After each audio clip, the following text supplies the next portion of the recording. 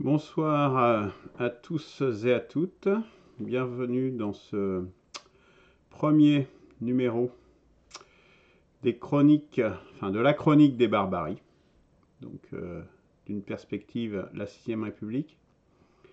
C'est donc le deuxième rendez-vous hebdomadaire consacré plus à l'actualité et à la barbarie dans laquelle nous sommes en train de nous enfoncer. Hebdomadaire. Alors, aujourd'hui, le thème, c'est le Covid-19. Donc c'est un numéro spécial un peu consacré uniquement au Covid-19, puisqu'il y a beaucoup de choses à dire à ce sujet.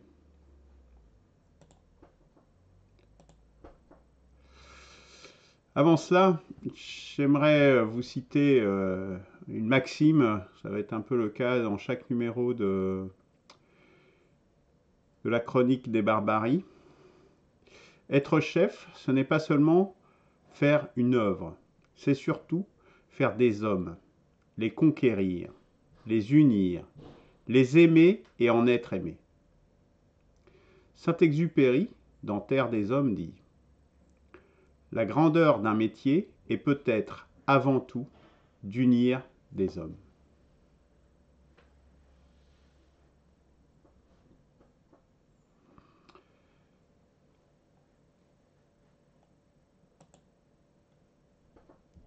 Bonsoir donc.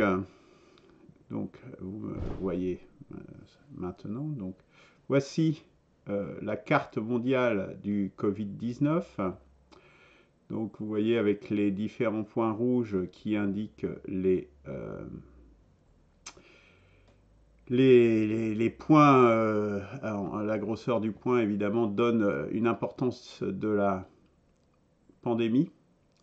Donc la source pour toute cette première partie, c'est le Johns Hopkins University, bon, qui regroupe toutes les données mondiales sur cette pandémie. Alors, où en sommes-nous de la pandémie Covid-19? Faisons un point, hein, ce sera centré sur ce thème aujourd'hui.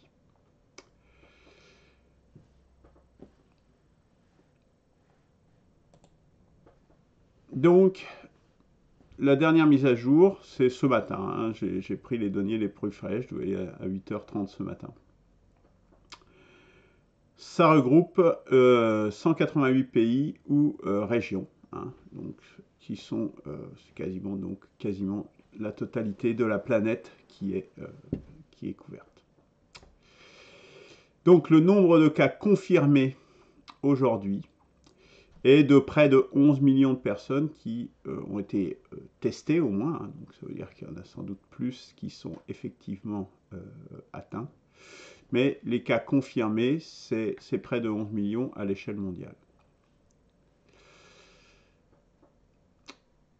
Voici la courbe à l'échelle mondiale de la progression. Vous voyez que cette courbe ne s'infléchit absolument pas, ou si elle s'infléchit, c'est plutôt pour aller crescendo, c'est-à-dire que l'on va de plus en plus vers une augmentation du nombre de cas confirmés. Ça, c'est la courbe des cas confirmés. Le nombre de morts, aujourd'hui, 521 337, donc à 8h et quelques ce matin. Sur un nombre de personnes qui sont guéries d'un peu plus de 5,7 millions à l'échelle planétaire. Ceci nous donne un chiffre une mortalité de 8%. Alors, ces 8%, c'est calculé en fonction des chiffres que vous voyez là. Ce n'est pas... c'est un majorant, c'est un chiffre majorant. Pour vous donner une idée, la semaine dernière, j'ai failli faire cette émission, malheureusement, j'ai eu un empêchement de dernière minute qui m'a empêché de le faire. Donc, mais j'avais préparé les chiffres, et le chiffre, la semaine dernière, était à 9%. Donc, vous voyez qu'on est quand même en dessous, mais ça donne quand même un ordre de grandeur de la mortalité de cette maladie. Il y a des gens qui disent que c'est une grippette ou quelque chose comme ça. Voilà. Peut-être on est à 10 fois moins que ça, vous voyez, mais 10 fois moins que ça fait 1%, ou un peu moins de 1%, ce qui est énorme. Sur une population d'un pays qu'on dirait qu'il y aurait 100 millions d'habitants, si tout le monde est atteint, 1%, ça fait 1 million de personnes. C'est quand même pas rien.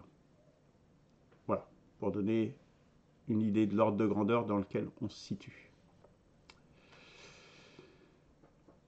Alors, confiné ou pas. Donc l'épidémie, clairement, n'est pas terminée. Et voilà, nous allons y revenir, mais voilà, l'épidémie est sérieuse et elle est loin d'être terminée puisque la courbe est très, très croissante. Alors, confiné ou pas, on a vu qu'il y a eu deux politiques qui se sont un peu affrontées, hein, justement, parce que, évidemment, les gens qui nous gouvernent et ceux qui ont des gros intérêts n'avaient pas trop intérêt à confiner. Et donc, il y a des pays qui ont choisi de ne pas confiner. Et donc, voyons le résultat, maintenant qu'on a un peu de recul, de se dire, bah, est-ce que c'était une bonne politique ou pas de confiner? Donc, la Suède est le pays, donc un pays nordique, un pays développé, hein, qui a choisi de ne pas confiner et de donner des règles, des consignes, malgré tout, à ses habitants pour être, malgré tout, faire attention et les gestes barrières, etc. Donc, quel est le résultat de cette politique? Bon, ben, voici la courbe, donc actualisée là, à début juillet. Donc, on voit bien que la courbe, elle est du même acabit que celui de la courbe à l'échelle mondiale. Hein. C'est-à-dire qu'on est sur une pente qui monte bien. On est dans la première partie de la courbe. On n'est pas du tout dans un plateau ou quoi que ce soit. On est dans une courbe qui a même plutôt tendance à s'accélérer et donc à multiplier le nombre de cas. Voilà le résultat d'une politique où il n'y a pas eu de confinement. Le nombre de cas confirmés de 70 000 et quelques. Et le nombre de morts est de 5 411. Pour un pays qui compte 10 millions d'habitants. C'est-à-dire que ça donne un taux de mortalité par million d'habitants de 541 morts par million d'habitants. D'accord? 541 morts, souvenez-vous de ce chiffre, puisque maintenant on va regarder le voisin, donc un pays nordique, le voisin immédiat de la Suède, qui est la Norvège, qui, lui, a confiné très tôt. Il a même confiné avant la France, il a confiné en même temps que moi, parce que moi j'ai eu des informations comme quoi il fallait se confiner, et ils se sont même confinés un jour avant, enfin le jour où je l'ai appris, en définitive, eux, en Norvège, ils confinaient déjà. Donc c'était le jeudi 12 mars. Moi, je me suis confiné à partir du jeudi soir, et donc avant les consignes nationales. Et donc la Norvège a été un des pays qui s'est confiné le premier. Hein, pays développé, etc. Et voici la courbe de la Norvège. Vous voyez la différence? On a atteint un plateau un mois à peu près après le début du confinement. On voit la courbe s'infléchir très nettement. Et là, on est sur un plateau et on est sur une pente qui est plus du tout exponentielle. Voilà, on est sur une courbe en S et on est sur du résiduel. Ça ne veut pas dire que ça va s'arrêter, mais en tout cas, l'épidémie a été maîtrisée, elle est sous contrôle, c'est très clair.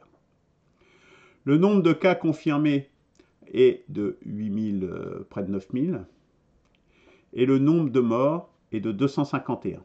251.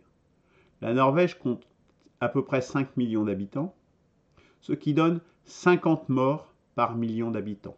Vous vous rappelez tout à l'heure? On était à plus de 500 morts par million d'habitants en Suède. 10 fois plus. Entre une politique de confinement et une politique de non-confinement, y compris avec des gestes barrières, etc. 10 fois plus de morts, et c'est pas fini, puisqu'on voit que la courbe là, c'est sous contrôle en Norvège, c'est pas du tout sous contrôle en Suède, et bah, ça va aller crescendo, et ça va pas s'arrêter. Voyez, voilà la situation. Donc, fallait-il confiner ou pas? Bah, je vous laisse faire vous-même votre jugement, mais je dirais que là, les chiffres parlent d'eux-mêmes. continuons encore un petit peu pour voir d'autres politiques. Donc, par exemple, la France. Mais à la France, on a une courbe qui est relativement similaire à celle de la Norvège. On peut le voir ici. Bon, avec un confinement qui était quelques jours plus tard, mais quelques jours plus tard, ça peut faire la différence, la preuve. Et on a le Brésil, qui est de notoriété mondiale, un pays qui ne confine pas du tout et qui donne à peine des consignes.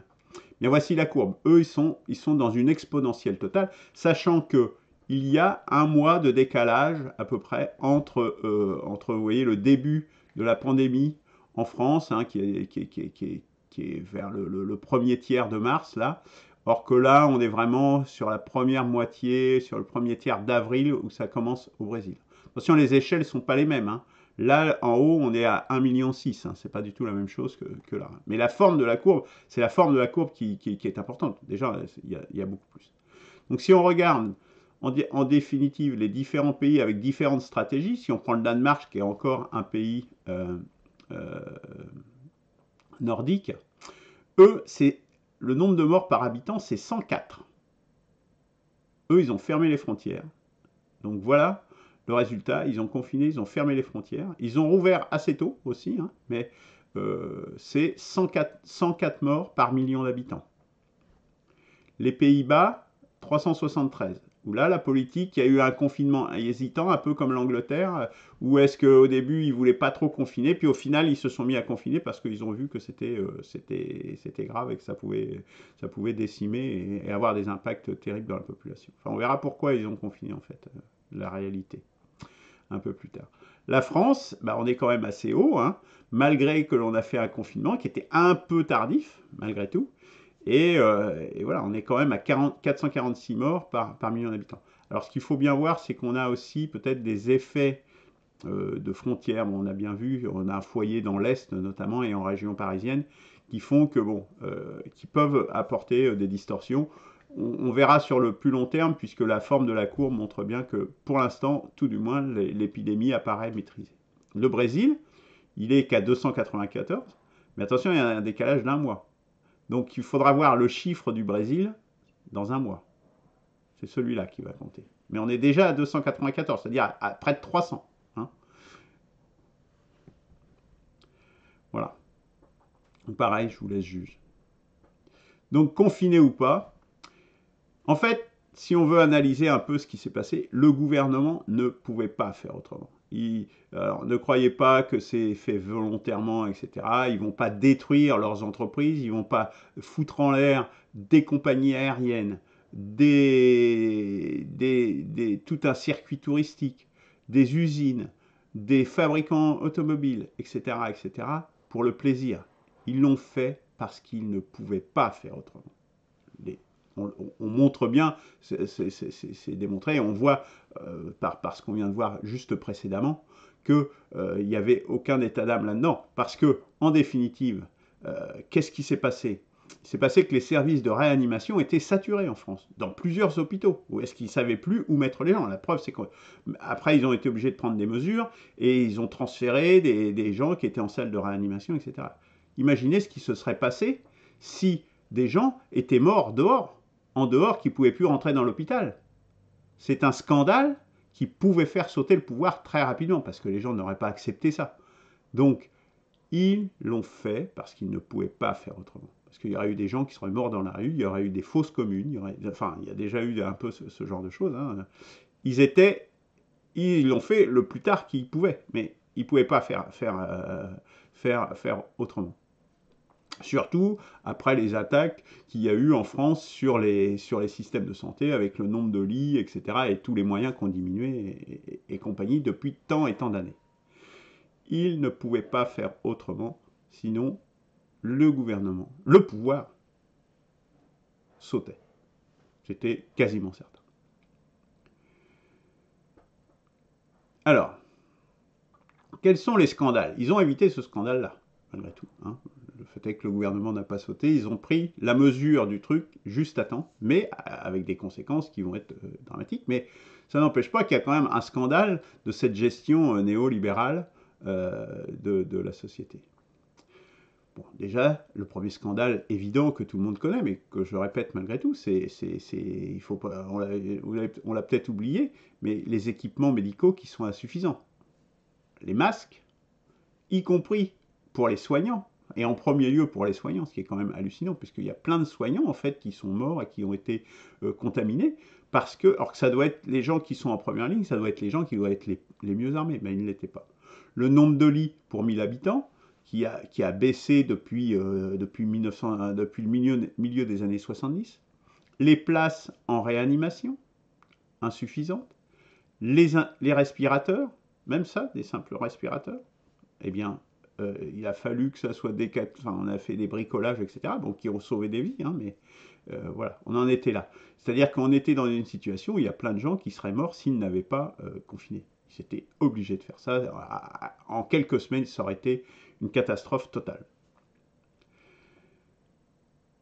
Après, un deuxième scandale, c'est le refus idéologique de fermer les frontières. C'est-à-dire que même l'Allemagne a fermé ses frontières, on a vu que le Danemark également, donc dans l'Union européenne, ont fermé ses frontières, mais non, Macron, dans son aveuglement, parce que ça, il pouvait le faire, évidemment, il a refusé, jusqu'au bout, de fermer les frontières. Avec un pays où il n'a pas fermé les frontières, c'est avec l'Espagne. Où il a fermé les frontières, c'est avec l'Espagne parce que l'Espagne, elle aussi, avait fermé les frontières par mesure de rétorsion. Alors pourquoi est-ce qu'on le fait pour les Espagnols et qu'on ne le fait pas pour les Allemands, qui ont eu la même politique, hein? S'il n'y a pas un petit peu de mépris par rapport au peuple espagnol là, je ne vois pas ce que c'est. Je ne vois pas d'autre explication. Enfin, troisième scandale, c'est par rapport à la prescription du traitement du docteur Raoult. Comme je l'ai dit dans les mercredis de l'espoir en son temps, c'est une molécule connue et dont les contre-indications sont connues. Donc, à un moment donné, on était dans le doute, certes, donc on n'avait pas de traitement, donc pourquoi pas essayer, en respectant évidemment les consignes d'emploi adéquates, je dirais, on ne pouvait qu'y gagner. On ne pouvait qu'y gagner. Et il y a eu un refus de s'engager ou des retards à l'allumage, enfin ça n'a jamais été très très clair, pour dire, il y a un traitement là qui peut fonctionner, on n'est pas sûr qu'il fonctionne, mais il peut fonctionner, et c'est quand même un professeur important qui connaît bien ce domaine, eh bien, faisons-lui confiance, c'est pas un saut dans l'inconnu, puisque, comme je dis, c'est une molécule connue depuis très longtemps et avec des contre-indications connues. Voilà. Donc, ça aussi, c'est un scandale de ne pas avoir. Parce que du coup, on aurait peut-être pu sauver des vies. Enfin, à ce moment-là, on ne le savait pas encore si c'était vraiment efficace ou pas. On n'y reviendra plus là. Alors, et justement, et l'hydroxychloroquine. Alors, je change un peu de sujet, mais c'est un peu dans le prolongement.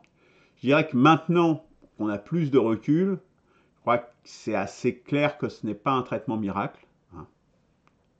Si ce serait un traitement miracle, ça ne serait pas retiré dans de nombreux pays. Hein. De nombreux pays ne le prescrivent plus. Il y a des études certes contradictoires, mais comme j'ai eu l'occasion de le dire, il y a des études qui sont, je dirais, des études praticiennes et d'autres des études scientifiques.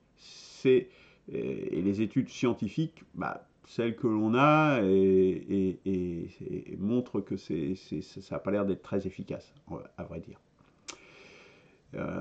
Voire, le problème, c'est les contre-indications. Moi, par exemple, qui ai une maladie cardiaque, je serais contre-indiqué pour ce traitement.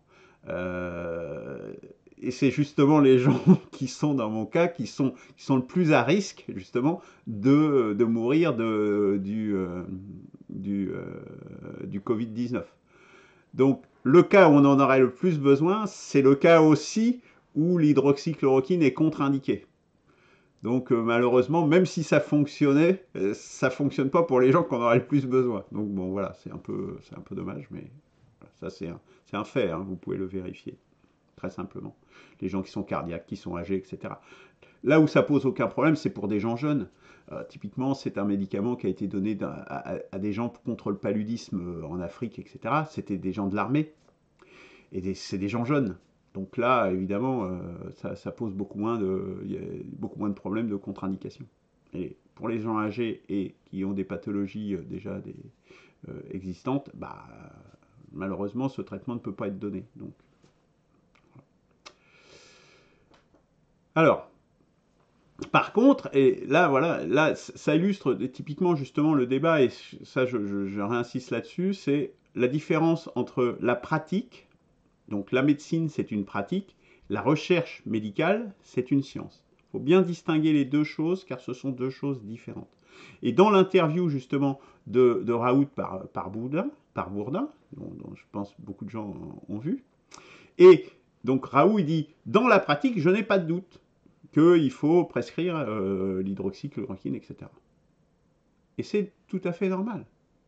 Imaginez un médecin qui vous donne un traitement, puis dit « Ah ben ouais, mais je suis pas sûr du traitement que je vais vous donner. » Non. Dans la pratique, on est sûr de ce que l'on fait, avec les contre-indications, comme je disais, etc. Mais on est sûr de ce que l'on fait. Parce que sinon, bah, le médecin, le patient, il mettait, enfin, attendez, je ne suis pas un cobaye, j'ai pas envie, ou alors il faut qu'on me demande mon avis si je dois être cobaye. Non, il ne faut pas qu'il ait de doute dans sa pratique. Donc, il suit les indications et les prescriptions qui vont bien pour ce médicament, il n'a pas de doute. Par contre, quand il a posé la question par rapport à la démarche scientifique, il dit, bah oui, on a toujours le doute dans la démarche scientifique. Mais bien sûr, c'est ce qui fait avancer la science, justement. Il faut qu'on doute, remettre en doute, etc. Et Bourdin, qui n'a rien compris à cette distinction entre pratique et science, pratique médicale et science médicale, il y a vu une contradiction. Il n'y a pas du tout de contradiction. Il n'y a aucune contradiction là-dedans. Ce sont deux plans différents et qui peut s'appliquer, qui s'applique en médecine évidemment, mais qui s'applique dans plein de domaines, dans la mécanique, dans l'électricité, dans tout ce que vous voulez. Voilà. Donc cette distinction est importante, il ne faut pas mélanger les deux, parce que c'est souvent la confusion qui est faite, malheureusement. Alors, maintenant on va zoomer un petit peu sur la France, donc voici la carte des zones les plus touchées, donc les vertes sont les moins touchées, et les rouges sont les plus touchées, évidemment. Donc on voit bien qu'il y a un quart nord-est là qui est plus rouge et que ça descend un peu la vallée du Rhône et que l'ouest est beaucoup moins et surtout le sud-ouest est moins touché. Donc si on regarde, alors je ne sais pas si vous voyez bien, si vous allez bien voir, mais là les deux zones les plus touchées, c'est les territoires de Belfort et le département du Haut-Rhin. Et donc on a un nombre de décès hors EHPAD, hors EHPAD pour 10 000 habitants de 13,2 et 10,5. C'est-à-dire pour 10 000 habitants, il y a une dizaine de personnes qui sont mortes hors EHPAD. Donc c'est le chiffre, c'est vraiment les gens qui ont été hospitalisés. Donc c'est quand même 1 pour 10 000, 10 pour 10 000, c'est pas pour rien, ça fait 1 pour 1000 quand même, hein, 0,1%. Vous voyez, donc c'est quand même conséquent. C'est quand même conséquent. Si on prend un département, donc une ville assez importante, le Rhône où il y a Lyon, hein, donc c'est ici, là. Là, on voit que l'on a un taux là qui est plus faible, hein, donc il y a une moindre incidence. Il n'y a eu que 3,45 morts pour 10 000 habitants. Donc là, on est en habitants, hein, on ne compte pas en malades, mais c'est la population générale du département. Et des rétablissements, il y en a eu près de 3000. Hein. Et si on regarde deux autres départements, bah, les Bouches-du-Rhône, justement, hein, où là on a un chiffre de mortalité pour 10 000 habitants de 2,7. Et pour la Loire-Atlantique, qui est bien à l'ouest, hein, mais qui est une ville conséquente malgré tout, d'un million, près d'1,5 million d'habitants, on a là un nombre de décès de 1 pour 10 000, c'est-à-dire 10 fois moins que dans le Haut-Rhin ou dans le territoire de Belfort. Voilà. Donc on voit entre ces villes, voilà, on est à 1, là on est à un peu moins de 3, là on est à 3,5 dans le Rhône. Voilà. Et puis les rétablissements, bon voilà, on est sur des ordres de grandeur qui sont assez similaires. Voilà pour la situation en France. Maintenant, l'avenir. Qu'est-ce qui va se passer? Alors, comme vous l'avez vu, la pandémie est loin d'être finie, puisqu'il y a encore des très gros foyers et qui sont en expansion forte. Il y a deux foyers principaux qui sont en expansion forte, c'est les USA et le Brésil. Donc ça, c'est l'épidémie, elle est pas là, elle est pas terminée du tout, parce que la mondialisation reprend. Et donc, avec des foyers comme ça, avec des réservoirs de virus comme ça, il est clair qu'avec la mondialisation, quoi que vous fassiez, ça va se répandre. Même dans les pays qui jusqu'ici avaient maîtrisé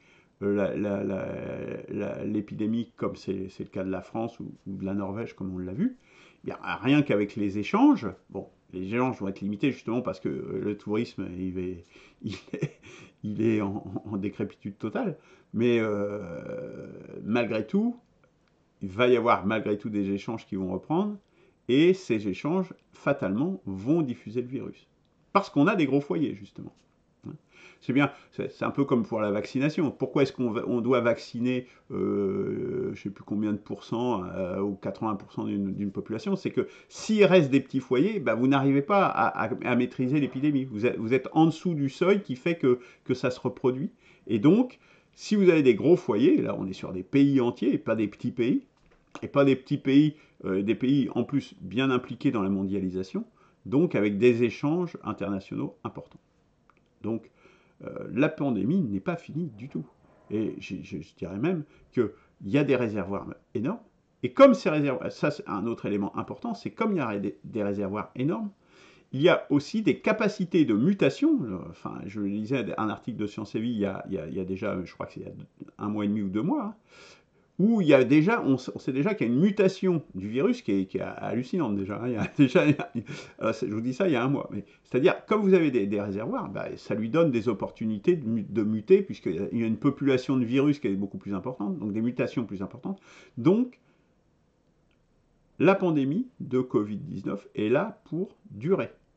Parce que s'il y a des mutations, même des gens qui l'ont eu, bah, après, et c'est pas sûr qu'ils le rattraperont pas si le virus a muté suffisamment. Vous voyez, c'est un peu comme le virus de la grippe.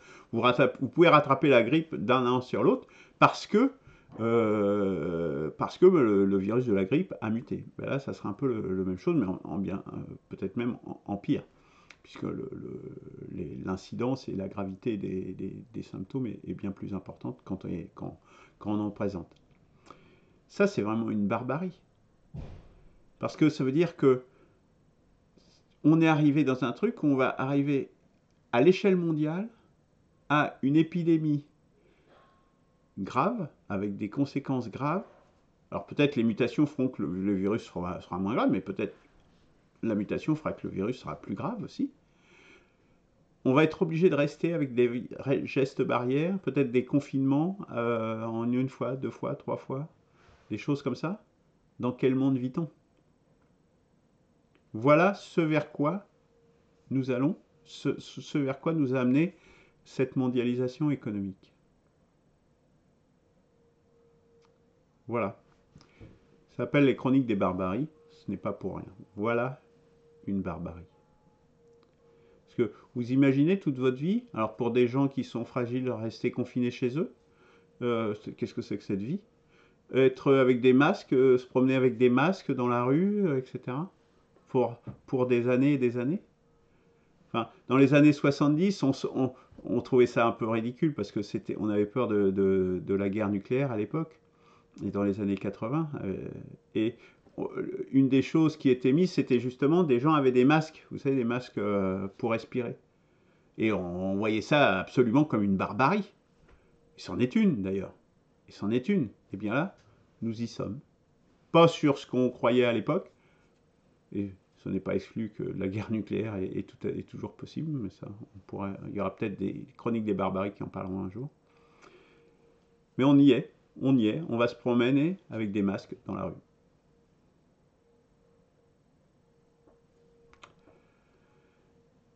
Et, nonobstant ça, on parle du Covid-19, mais comme on l'a montré, il y a une tendance à ce qu'il y ait de nouveaux virus qui émergent.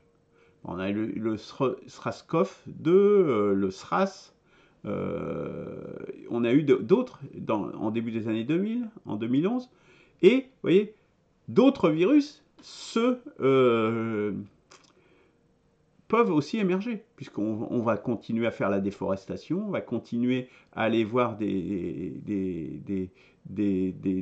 endroits, à défricher des endroits et à toncher à des réservoirs animaux qui étaient confinés jusque-là et lointains.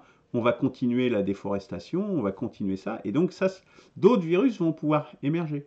Puis la population mondiale, comme on l'a vu, la population mondiale continue de croître de façon exponentielle également, et donc ça aussi, ça crée des conditions pour que de nouveaux virus émergent, puisque ça favorise, puisque le réservoir est de plus en plus gros, donc il y a de plus en plus de chances qu'il y ait émergence et mutation vers des virus nouveaux. Voilà où nous allons. Bienvenue dans ce monde merveilleux. Quelles leçons peut-on en tirer? Alors, j'ai entendu beaucoup, on entend beaucoup des théories du complot, comme quoi, bon, contre le professeur Raoult, bon, même si j'ai dit ce que j'en pensais précédemment, mais également sur les Chinois qui auraient fuité, qui auraient fait exprès, etc., etc. Basta avec ça. Ne croyez pas ça. Ça, croire à la théorie du complot, c'est croire qu'il y a quelqu'un derrière qui tire les ficelles et donc qu'on maîtrise les choses. Non. Moi, ce que je vous dis, c'est qu'il n'y a pas de théorie du complot. Mais c'est bien pire. C'est bien pire que la théorie du complot. C'est que c'est complètement hors de contrôle. C'est que personne ne maîtrise rien. Quand il y a une théorie du complot, vous dites, ah ben il suffit d'arrêter les personnes, le complot qui fait ça, et ça va se calmer. Non. La barbarie, c'est ça aussi. C'est que c'est hors de contrôle. Il n'y a personne qui contrôle rien. Vous croyez que Macron, il a détruit l'économie et d'autres pays ont détruit l'économie de façon considérable comme ça, par un simple complot, ou la Chine, alors c'est un complot mondial, là, c'est les extraterrestres là, qui sont derrière ça. Non, non, soyons sérieux. La réalité est bien pire qu'un complot, bien pire. C'est que nous ne contrôlons plus rien. Voilà. Comme le marché, hein, qu'on appelle la main invisible du marché. Eh bien, la main invisible du marché, elle s'applique aussi là, hein, quelque part. C'est aussi une main invisible, mais là, on ne contrôle que dalle. C'est bien pire que la théorie du complot. Et ça, c'est aussi une barbarie. C'est-à-dire qu'on ne contrôle même plus notre société, notre avenir, notre milieu de vie. On est incapable de l'avoir sous notre maîtrise. Voilà la réalité. Et la réalité, vous voyez, elle est beaucoup moins drôle que la théorie du complot. À la limite, je préférerais qu'il y ait un complot. Si c'était un complot, ça serait plus facile à résoudre. Non, ne rêvez pas. Revenez sur Terre. Cette chronique de la barbarie, des barbaries, est là pour vous faire redescendre sur Terre. Et pas là pour vous faire entendre ce que vous avez envie d'entendre. Je ne vais pas vous dire ce que vous avez envie d'entendre. Je vais vous dire la réalité. C'est pas la même chose. Une autre leçon qu'on peut tirer, c'est que nous ne sommes pas tout puissants. Vous savez, il y a quelques années, on disait, oh, maintenant on arrive, on sait faire ci, on sait faire ça, on se croit Dieu tout-puissant et que nous pouvons tout faire, que l'homme est arrivé à un stade de développement. Il n'a même plus besoin d'apprendre à l'école, il n'a plus besoin de travailler, il n'a plus besoin, etc., etc. Il peut se permettre toutes les transgressions, puisqu'on est tout-puissant, la médecine peut tout faire, on peut faire de la chirurgie esthétique, des abominations autres encore et plus grave encore. Non, nous ne sommes pas tout puissants. Voilà. Et ça nous ramène sur Terre. Ça nous dit, attention, On croit on se croyait arrivé je ne sais où, sur le toit du monde. Ah non, on n'y est pas. Nous ne sommes pas tout-puissants. Nous sommes des animaux qui sommes proliférants sur une planète limitée. Voilà la réalité. Et nous maîtrisons de moins en moins les choses. Enfin, les leçons, et là je vous renvoie vers les mercredis de l'espoir, hein, donc sur le site, il y a l'émission là qui s'appelle Que révèle la pandémie du coronavirus, où justement sont expliquées les raisons de cette pandémie et comment c'est lié et profondément lié justement au développement humain et au néolibéralisme. Donc ça, je vous invite à reconsulter cette vidéo des mercredis de l'espoir et qui vous donnera justement toutes les leçons et sur les causes et pourquoi on en est là aujourd'hui.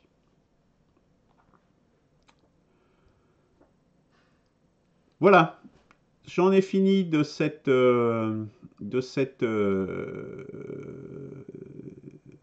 chronique sur le Covid-19. Je finirai juste par une citation dans une vidéo de Jean-Claude Michéa, qui est un de nos philosophes, un des plus brillants et des plus intéressants philosophes contemporains, qui disait en 2017, j'espère pas trop trahir ce qu'il a dit exactement, quand un mal n'est pas expliqué et n'a pas de traitement, les charlatans fleurissent. Je vous laisse méditer cette maxime qui me paraît très juste. Voilà, donc les chroniques de la barbarie, en bref, donc mercredi de l'espoir, le 8 juillet, donc à 18h, donc mercredi prochain. Le sujet sera quelle sixième République? Quelle sixième République? Donc le troisième épisode de cette série, donc consacré à quelle Assemblée nationale mettre en place est prévue par la Constitution de la sixième République, proposée par l'initiative 1P6R, une perspective, la sixième République. N'oubliez pas, vous aussi, de passer à l'initiative. Inscrivez-vous sur le site www.1p6r.org. Merci de votre attention. À mercredi, et sinon à la semaine prochaine. Au revoir.